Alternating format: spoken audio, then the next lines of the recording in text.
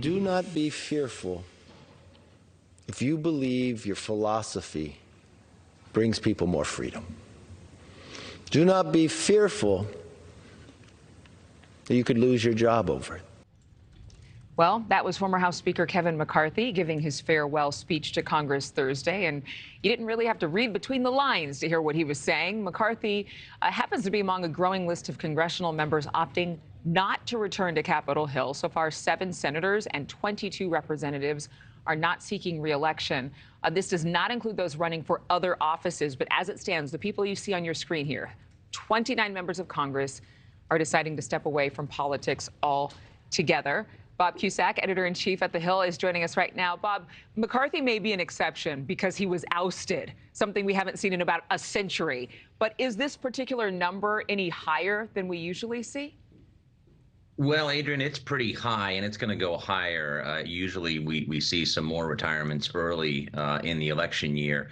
You know, listen, politics has gotten a lot nastier. Congressman Drew Ferguson, who just announced that he would not be seeking another term, noted that he got death threats during that intense speaker fight with Kevin McCarthy. And listen, someone like Ferguson, for a politician, he's very young. He's 57. Patrick McHenry, committee chair, walking away as a committee chair at 48. Highly unusual. McHenry was very close to McCarthy and is his close friend.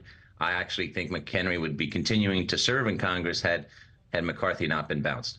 But in terms of what they can stomach, what does that say about our political culture here in the United States and the culture in Washington, D.C.? Has it really changed that much? I think it has. It really has over the last 20 years. It's not like the parties were singing Kumbaya back in the 90s when they were doing the impeachment of Bill Clinton, but they were able to get a lot of stuff done on a bipartisan basis. Now, sweeping legislation is done on a partisan basis, whether that's the Trump tax cuts or Obamacare or the Inflation Reduction Act. So the lawmaking has changed, and I think it's changed for the worse. And honestly, Congress is losing a lot of talented people, and that is a big loss for the country. It's a loss for the country, and it also sours others who are in the ranks on the bench, hoping to be the next congressperson, but knowing that things have become so much more contentious. What needs to change, or has anyone signaled a change to make politics less visceral, less divisive, less toxic, frankly? Yeah, that's the big question of when this polarization is going to stop. There are a lot of people out there. Maybe they're not on X and tweeting all the time, but they're tired of the fighting, and they want to see the parties work together. And it used to be after elections, the losing party would say, let's just get to work and legislate. Now it's about the next election, and almost no one concedes defeat anymore. So I think a lot of people are getting tired of that, but is it going to change in 2024? No, maybe beyond, depending on who the president and who our leaders are, possibly. In terms of the makeup of the House and the Senate, with these 29 members leaving, does it shift power in any way, shape, or form?